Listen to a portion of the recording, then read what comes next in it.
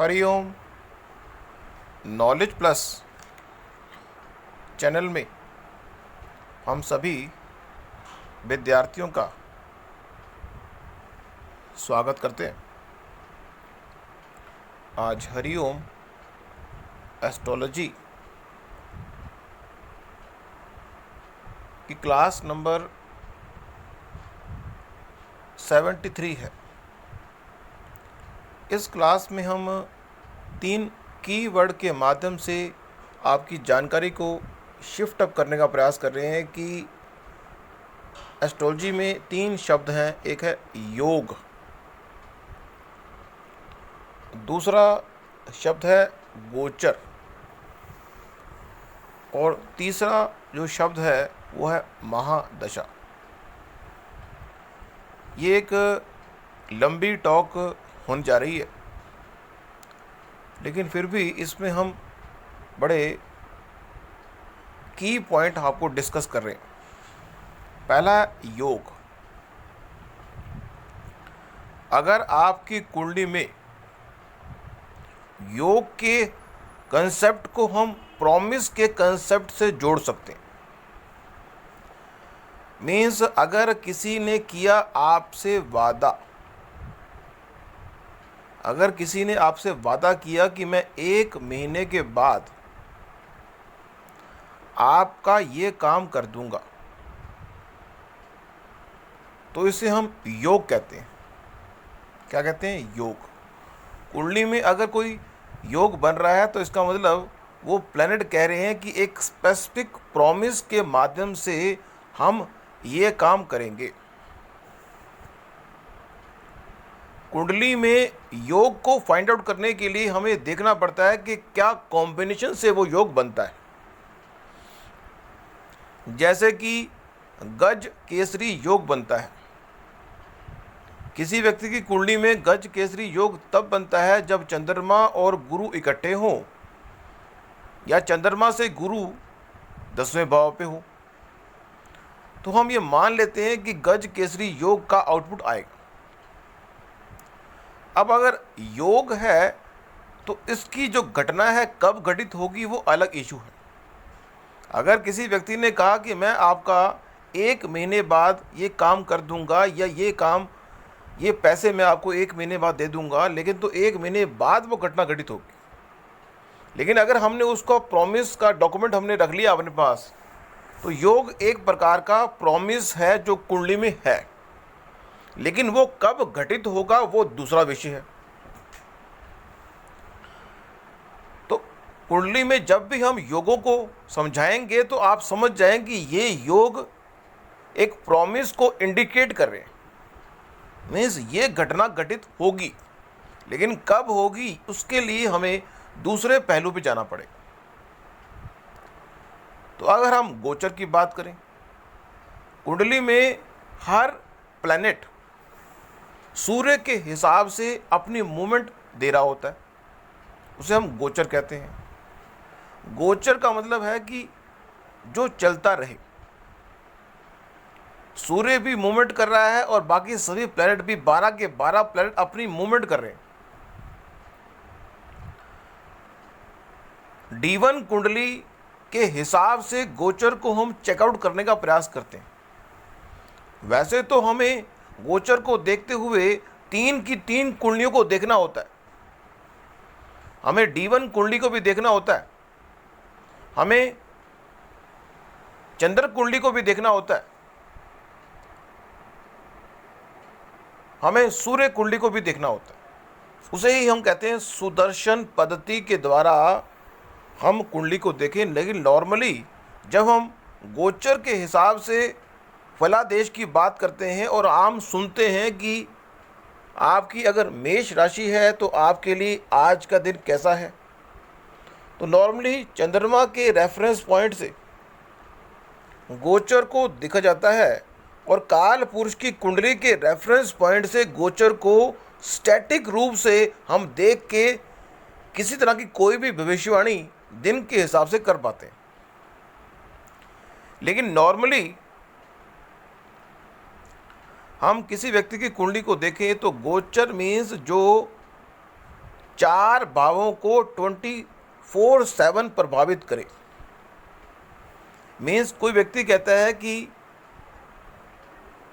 पहले भाव के बारे में, चौथे भाव के बारे में, सातवें भाव के बारे में या 10वें भाव के बारे में अगर कोई व्यक्ति, क्योंकि आपको हम एस्ट्रोलॉजर बनाने का प्रयास कर रहे हैं, यदि आप एक एस्ट्रोलॉजर हैं और आपसे कोई पूछता है कि मेरे बारे में कुछ बताओ,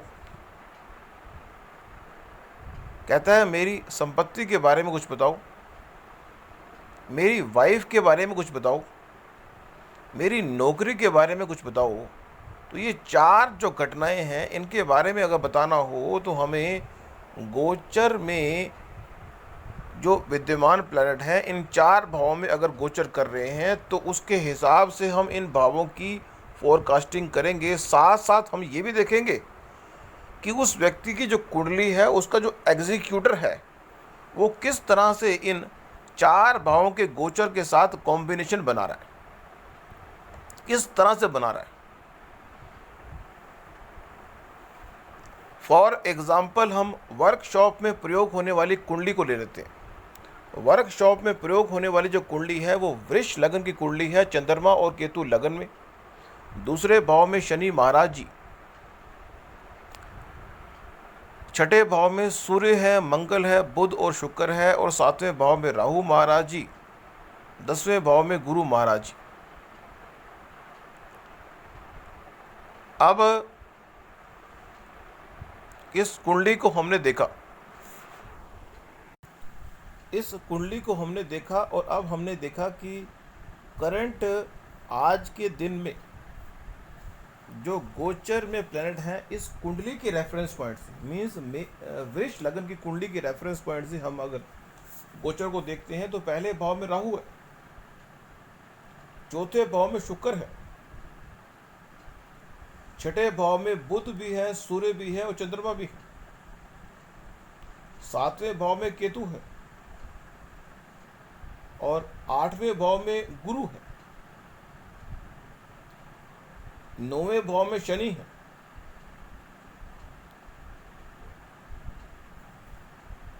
दसवें भाव में नेपच्यून है,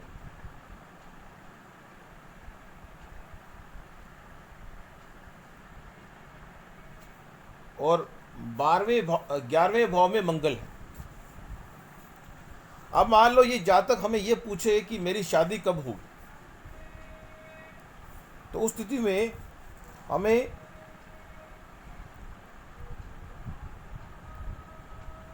सातवें भाव पे फोकस करना पड़ेगा। सातवें भाव में क्या है, तो हम इस जातक को कह सकते हैं कि सातवें भाव में केतु है, तो कह सकते हैं कि अब एक करंट सिनेरियो में आप जो है शादी के विषय में विचार ना करें।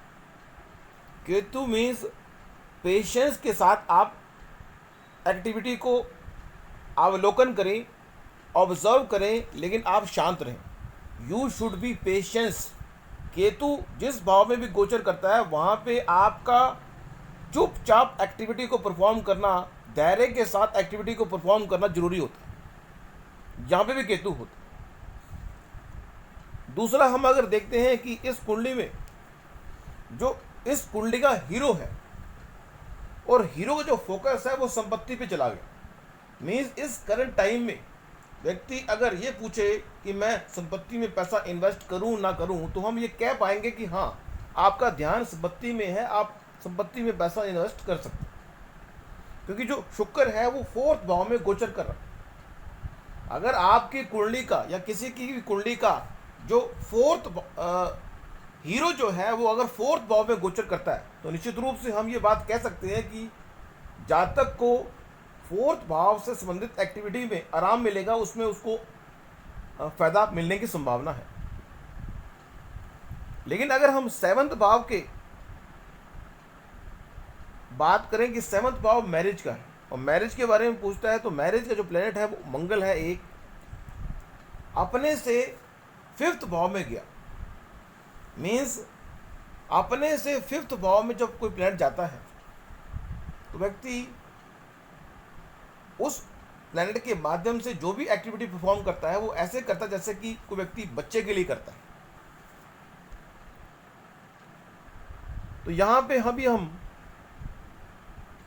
गोचर को देख के स्ट्रेट फॉरवर्ड हम यही कह पाएंगे कि जहाँ तक को कि वो व्यक्ति संपत्ति के संबंध में अपने जो विचार हैं उस पर फोकस कर सकता है, उसका जो ध्यान है, क्योंकि गोचर का मतलब है कि जो आपकी कुंडली का जो एग्जीक्यूटर है वो जहाँ जा रहा है उस एरिया पे आपका फोकस हो। लेकिन जो आपका वाइफ पार्टनर है उसका जो फोकस है वो आपके लाभ पे फोकस हो रहा है।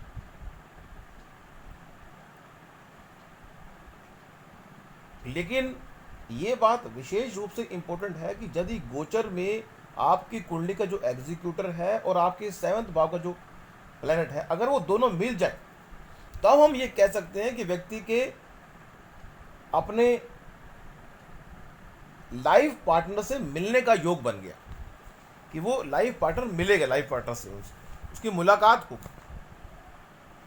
तो एक पॉइंट ऑफ व्यू हमने ये बताया कि गोचर जब हम देखते हैं तो हम गोचर में जो पहला भाव है, चौथा भाव है, 7वां भाव है या 8वां भाव, पहला भाव है, चौथा भाव है, 7वां भाव और 10वां भाव है, उसके संबंध में अगर हमें कोई भविष्यवाणी करनी हो तो गोचर के प्लैनेट के माध्यम से भविष्यवाणी होती है। लेकिन यदि हम उन 4 भावों के अलावा किसी भाव के बारे में फोरकास्टिंग करना चाहते हैं, on that situation we need mahadasha. और महादशा के जो कंसेप्ट हैं उनको हम 5 कैटेगरी में डिवाइड करते हैं। महादशा 5 लेवल पर काम करती है। एक लेवल है जो सालों के लेवल पर काम करती है, कि 18 साल की राहु की चल रही है महादशा।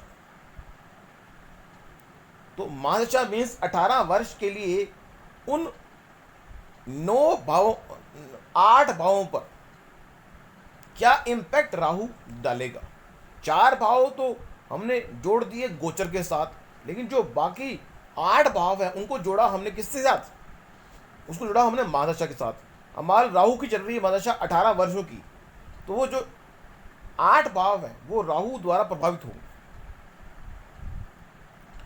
अब ए कैटेगरी में राहु 18 वर्षों से उन 8 भावों को प्रभावित करेगा। अगर बी कैटेगरी की बात करें तो वो राहु के अंडर 12 के 12 प्लैनेट, राहु के अंडर 12 के 12 प्लैनेट में से 3 प्लैनेट को छोड़ दें, बाकी 9 के 9 प्लैनेट 2-2 साल के लिए, 3-3 साल के लिए अपनी अंतर दशा में आएंगे। मीन्स हाई लेवल पर अगर राहु है तो बी लेवल पर सबसे पहले राहु ही आएगा 1-2 साल के लिए।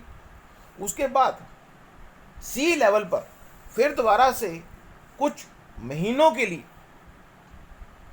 मीन्स जो पहला लेवल है वो साल का है, दूसरा लेवल जो है कुछ वर्षों का है, तीसरा लेवल जो है वो महीनों का है, 3 महीने, 4 महीने, 5 महीने। जो चौथा लेवल है वो स्पेसिफिक जो है दिनों का है, और 5वां लेवल जो है सूक्ष्म रूप से एक एक दिन का है। तो कहने का पर्पज यह है कि जो पहला लेवल होता है वो एक साल के पैकेज के रूप में होता है, जैसे कि 18 वर्ष। जो दूसरा लेवल है वो साल के 2-3 सालों के लिए होता है। तीसरा लेवल जो है लगभग, जो तीसरा लेवल है वो साल को भी 2 साल को भी टुकड़ों में डिवाइड किया हुआ है, महीने का लेवल है। चौथा लेवल जो है वो दिनों का है, 5वां लेवल फिर दिनों का है। मीन्स पहला लेवल अगर साल का है, दूसरा लेवल भी साल का है, तीसरा लेवल भी साल का है, लेकिन चौथा लेवल जो है वो दिनों का है, और 5वां लेवल भी दिनों का होता है, एक एक दिन का। 5वें लेवल में हम प्राण दशा की बात करते हैं, क्योंकि जो महादशा है उसके 5 भाग हैं। एक है महादशा, एक है अंतरदशा, एक है प्रति अंतरदशा, एक है सूक्ष्म दशा, एक है प्राण दशा। तो इस तरह से यदि हमें किसी जातक के पहले भाव के बारे में, चौथे भाव के बारे में, सातवें भाव के बारे में या 10वें भाव के अलावा किसी भाव के बारे में जानना हो, तो हम महादशा के पॉइंट ऑफ व्यू से चीज़ कब एग्जीक्यूट होगी ये देखने का प्रयास कर सकते हैं। मीन्स आपकी कुंडली का या किसी व्यक्ति की कुंडली का जो एग्जीक्यूटर है वो किस तरह से गोचर के प्लैनेट से प्रभावित हो रहा है, तो पहला, चौथा, सातवां और 10वां भाव का फलादेश हम करेंगे। लेकिन यदि आपकी कुंडली का जो एग्जीक्यूटर है और आप पहले, चौथे, सातवें, 10वें भाव के बारे में चिंतित नहीं है, बाकी भावों के बारे में है, तो आप महादशा के साथ उस एग्जीक्यूटर को कोरिलेट करेंगे कि वो किस लेवल पर, कि ए लेवल पर उसको चेकआउट करें, बी लेवल पर, सी लेवल पर, जितना सूक्ष्म लेवल पर उसको प्राण दशा लेवल चेक करेंगे, उतना हम रिजल्ट को एक दिन में, दिनों में, महीनों में, सालों में चेकआउट करने का प्रयास कर सकते हैं। जैसे मान लो कोई व्यक्ति कहता है कि मुझे पैसे के बारे में बताओ, तो जो पैसे का भाव है वो तो हमारा पहला, चौथा, सातवां और 10वां भाव नहीं है। तो हमें महादशा में देखना पड़ेगा कि मान लीजिए एग्जाम्पल ले लें कि चल रही है दशा महादशा गुरु की, गुरु के अंदर गुरु की चल रही है, तो गुरु के अंदर गुरु की महादशा बी लेवल पे, सी लेवल पर गुरु की ही